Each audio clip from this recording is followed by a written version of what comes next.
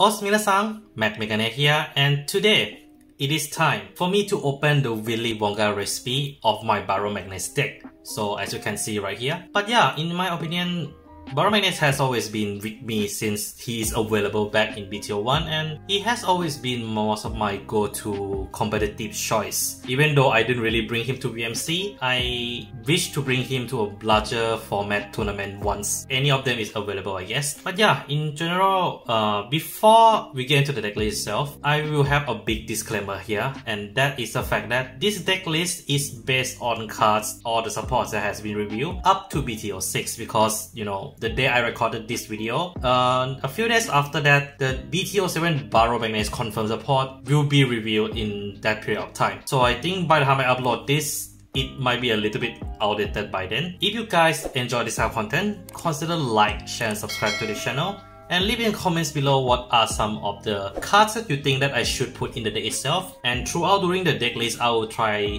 naming some of the few notable cards that you can run in this particular build as well.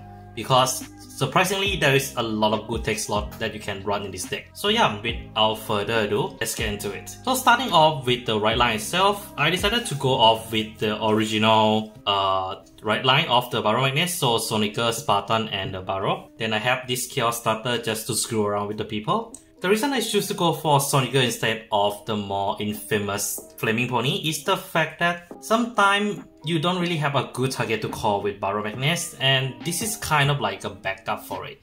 It's still a very good solid regard target to use on the Baromagnes effect. Yes, you have more Mundines, but you know, sometimes Mundine don't go into your soul because you normally run Mundine in your deck. So having a beefsteak supply in your soul is always a plus. And yeah, I mean, Electro Spartan and Baro is kind of like bread and butter. Kind of run two of them together, it will really improve the speed of the soul charging in the deck in general. Moving on to grade 3s, and surprisingly enough, I don't really run that many grade 3s, and some of the grade 3s that I run is kind of like very flexible slot. I mean, Baro is very flexible deck in general. So the one that I feel you must run, and it's a very important card, is 4 of the Curtis.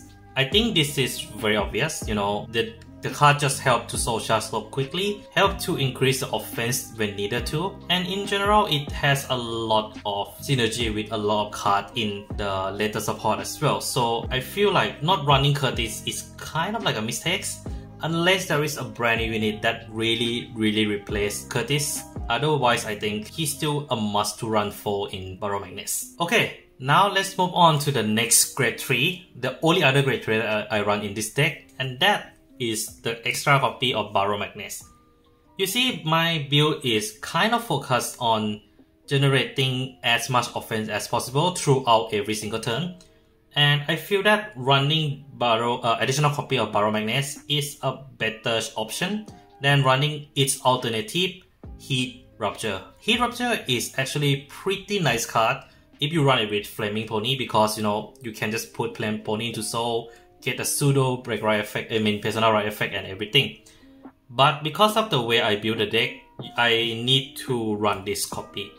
But if you want to run Flaming Pony, I do suggest that you run Heat Rupture, which is more or less doing the same job with more hand size sacrifice of course. But otherwise, I still love my Persona right, so I still run 2 copies of it. Okay, let's move to the grade 2s because we are going to count from the top to the bottom. We start off with something that I think everyone will definitely run. I mean, in my opinion, grade 2 is where you can put a lot of tech choice in Baromagnes deck as well. But one card that I think still is a must to run is Selfish Engraver. This card just brings so much advantage to Baromagnes. In fact, make it more playable because it helps to recover the resource that Baromagnes may or may not have if they overuse it too much. And this is, in the later booster, I feel Engraver is kind of like a double-edged sword because of her on-hit skill. It's good early game, but the moment you hit 15, anytime opponent let the Engraver hit, it's also minus 1 to your deck. So be very careful when you run this card. Otherwise, I think, how to put it, it's a double-edged sword that's worth running. Let's just put it this way. But beware, because with a Mundine, oversoul charge can be an issue here. So let's move on to the next grade 2 slot, and I think you guys can see from the text already, this is my tech of choice, Expeller. Expeller has, for those who don't know, essentially just soul charge 1 when attack the Vanguard, and from soul you can just remove it from the soul to the drop zone, soul charge 1 and plus Vanguard 10k, and that's exactly why I run this card. That additional 10k, especially in the early game or like when you just start rushing the opponent during the, if you go second, will really help because it converts from 1 card guard into 2 card guard unless opponent has the crit heal guardian, which is kind of like an interesting trend that a lot of people don't go for those kind of heals. But yeah, I do think that this is one of my favorite cards to run because it gives you early rush, it gives you a power boost if needed to, and overall it does interact with Mundine in general. So that's why I decided to run 3 copy and not running a lot or other like strong soul shard card. You will see that a lot of cards I run this deck, it just +1 +2, but with Mundine, everything just feels very balanced. Okay, next up we have the, of course, the everyone's favorite Baro tech choice, Shiegra. I'm not sure that's how you properly pronounce the name, but this is the card I'm talking about. I run only 3 because yes, it does interact with Mundine, but it does have a few caveats. For 1, discard 1 for the search card from soul, and for 2, it is kind of useless early game until you call it as like the next few attacks with Baro effects. So running 3 is still unnecessary because it's allows you to get your defensive very well because you can just fetch over trigger, PG or anything from soul. But yeah, in general, Shiegra is a necessary card to run in the deck, but not to an extent that you need 4 copy of it, at least in my opinion.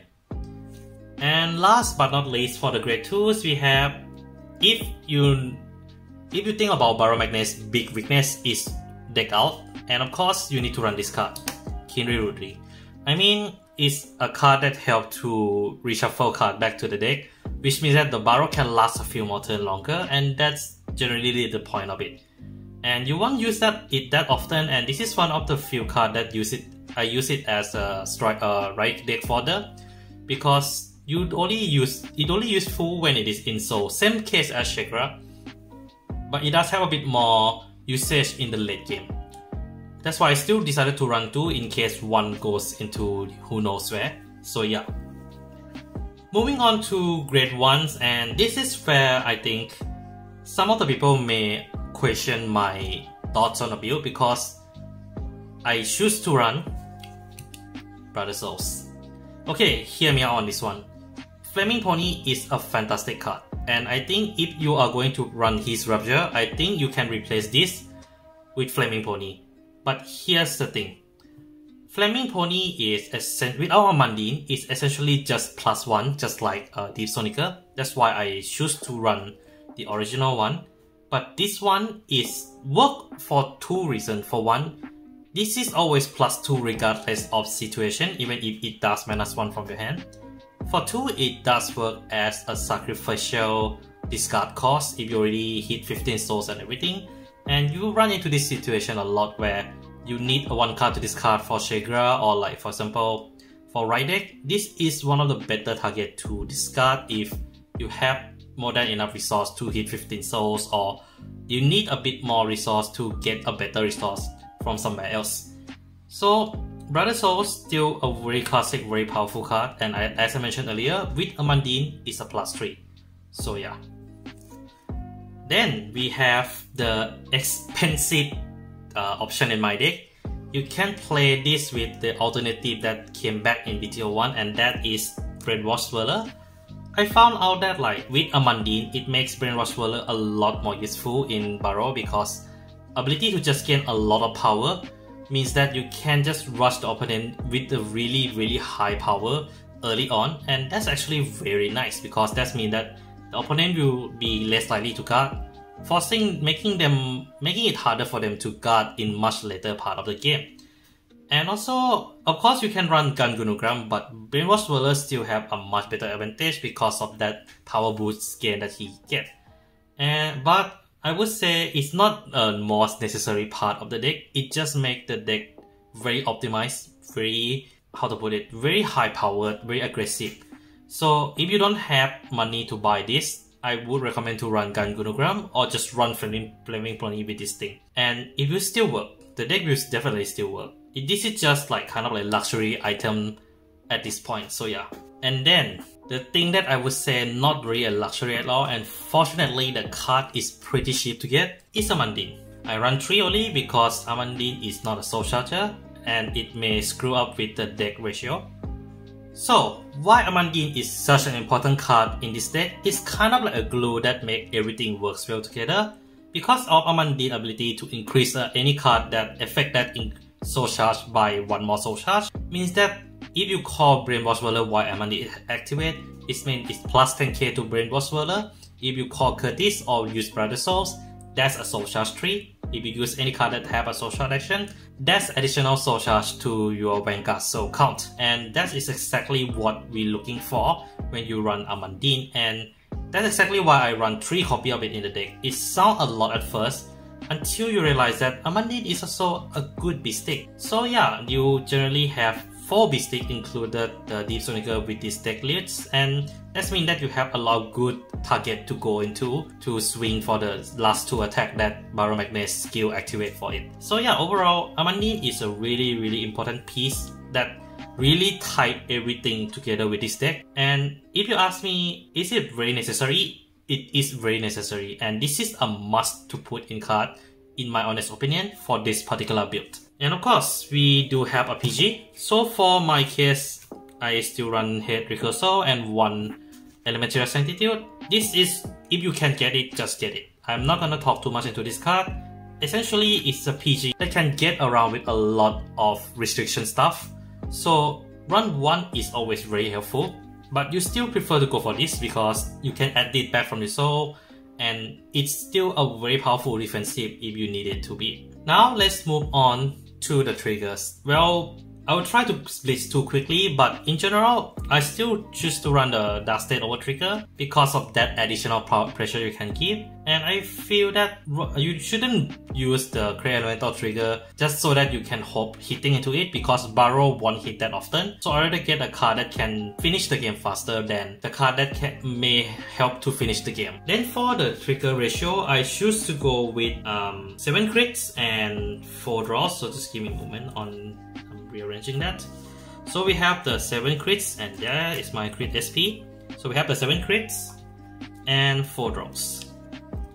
So in general, I do think draw is still surprisingly a very important tool to run in Baromagnes, because of the fact that it does help you to get the piece that you need faster. But I still decided to go for the crit because, you know, you rather finish it quickly than you take a long time to finish it, because of how little the Baromagnes is and how fast it is to get deck out. Okay, then last but not least, the heal triggers. So I choose to go for 2 of the Restand heal and 2 of the Crit Guardian heals. So the reason why I run 2-2 is the fact that there is a lot of strong decks around in the meta that do a lot of multi-attack, that including Restand. And there are also decks that gain a lot of crit power, like Gravity, for example, that require this card to help really protect the deck. So so this is kind of depend on whether you want consistency or you want to risk your 5k shield for a better defensive strategy. So for me, I choose to go 2-2 because you don't have side deck in Vanguard, so I don't have much choice but to run 2-2 in case I run into different situation in the tournament itself. And yeah, that is my logic on the heal trigger in general.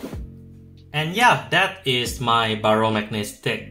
Well, it's very unusual with some of the tech choice I choose to go for, but overall I enjoy this deck a lot.